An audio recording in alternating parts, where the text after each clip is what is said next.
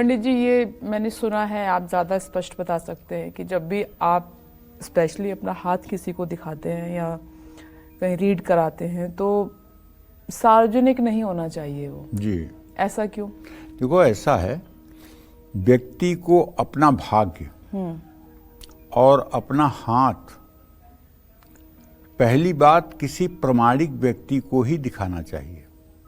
प्रमाणिक व्यक्ति माने जिसके अंदर शास्त्रों की मर्यादा को समझने की गरिमा हो, जो एक रिस्पांसिबल नागरिक भी हो।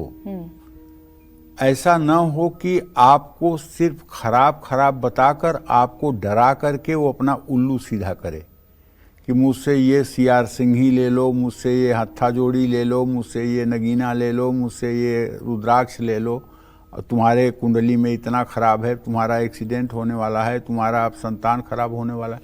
मतलब ये सब बात अगर करने वाला है, पहली बात आप जिसको अपना भाग्य दिखा रहे हो, पहले उसके बारे में आप मूल्यांकन कर लो कि इसका भाग्य कितना अच्छा है जी। ये अपने को जीवन में कितना व्यवस्थित कर पाया है।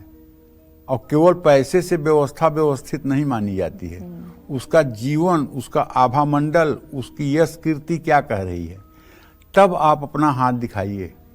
क्योंकि हमारे यहाँ शास्त्रों में कहा गया है, राष्ट्रस्य चित्तम कृपणस्य वित्तम तिर्या चरित्रम पुरुषस्य भाग्यम दैवम न जाना पिकुतो मनुष्य। अब जैसे मोदी महाराज हैं, तो अब किसको राष्ट्रपति बनाएंगे किसी को पता नहीं। कोई आकलन करके बता दिया होता तो मैं उसको समझता कि हाँ कोई ज्ञानी है। किस प्रदेश का कौन मुख्यमंत्री होगा, 2 घंटे के पहले तक किसी का कोई अनुमान नहीं। सारी मीडिया, सारे रिपोर्टर, सारे चैनल, सारे राजनेता, जब डिक्लेयर होता है तो मुंह खुला रह जाता है। कौन कहाँ का राज्यपाल 1 घंटे बाद बन जाएगा किसी को पता नहीं। तो ये है राष्ट्रस्य चित्तम, जिसका किसी को पता नहीं लगता है। कृपणस्य वित्तम, कंजूस व्यक्ति धन कहाँ रखा हुआ है, उसके पास कितना धन है, ये पता लगाना असंभव है। तिर्या चरित्रम, जो महिलाएं सचमुच में अपने पूरे कला को प्रदर्शित करती हैं, उसको भी दैवम न जाना, देवता भी नहीं जानते मनुष्य की क्या हैसियत है। पुरुषस्य भाग्यम, और पुरुष का भाग्य जो है इसको भी दैव भी नहीं जानते हैं, मनुष्य का क्या भरोसा है। क्यों? क्योंकि मनुष्य जो है ये ना तो कबूतर है ना तो कुत्ता है।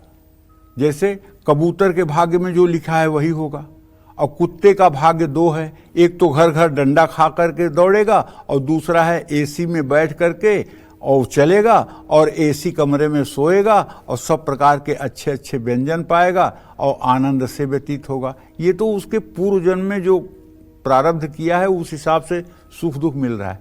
लेकिन हम हैं मनुष्य, अगर हम सत्कर्म में लगें और हम ईश्वर को माने, ईश्वरी सत्ता को माने और अपने को समर्पण करके शुभ कर्म करें, तो हम अपने बुरे प्रारब्ध को भी बदल सकते हैं।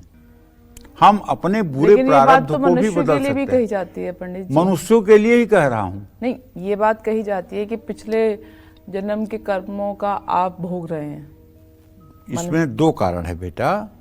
एक तो ऐसा है कि जैसे 24 कैरेट सोने से कोई गहना नहीं बनता है बिना मिलावट किए, उसी तरह से बिना शुभ और अशुभ के मिलावट के शरीर नहीं बनता है।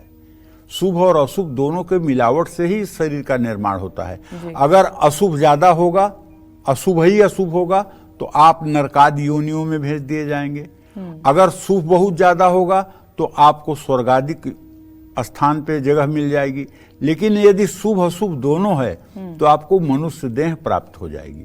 तो जो आपके शरीर का प्रारब्ध है सुख दुख का, तो जिस समय में आपको जो दुख मिलना है, जो कष्ट मिलना है, वो कष्ट आपको भोगना पड़ेगा।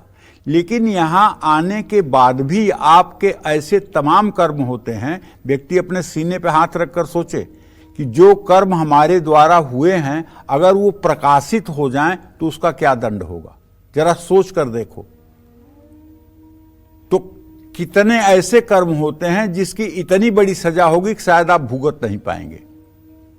तो उन कर्मों को जलाने के लिए, उन कर्मों को खत्म करने के लिए जब हम भगवत शरण लेते हैं और सदाचार पूर्वक जीवन जीना शुरू करते हैं, तो जैसे ब्लैक बोर्ड पर सब लिखा हुआ डस्टर से मिटाया जाता है, उसी तरह से भगवान हमारे पूर्व इसी जन्म के किए हुए कर्मों को मिटा करके और शुभ फल का उदय करते हैं। कहते हैं क्षिप्रम भवति धर्मात्मा शाश्वत शांति निगच्छति कौन्तेयम प्रतिजानीहि न में भक्त प्रणश्यति। गीता में भगवान अर्जुन से कहते हैं, हे अर्जुन, मेरा भक्त कभी नष्ट नहीं होता है। क्षिप्रम भवति धर्मात्मा, ज्यों ही वो शरणागति को मेरे प्राप्त होता है त्यों ही मैं उसे धर्मात्मा बना देता हूं। शाश्वत शांति निगच्छति, उसे शाश्वत शांति भी देता हूं। कौन्तेयम प्रतिजानीहि न में भक्त प्रणश्यति, इस तरह से मेरा भक्त कभी नष्ट नहीं होता है। तो बस ईश्वर की शरणागति, और ईश्वर की शरणागति क्या है? ईश्वर की शरणागति ये है, सिय राम मैं सब जग जानी करहूं प्रणाम जोरी जुग पानी। इस पूरे विश्व में 750 अरब की जो आबादी है, सब में वही प्रभु विराजमान है, ये भाव हमारे दिमाग में आना चाहिए।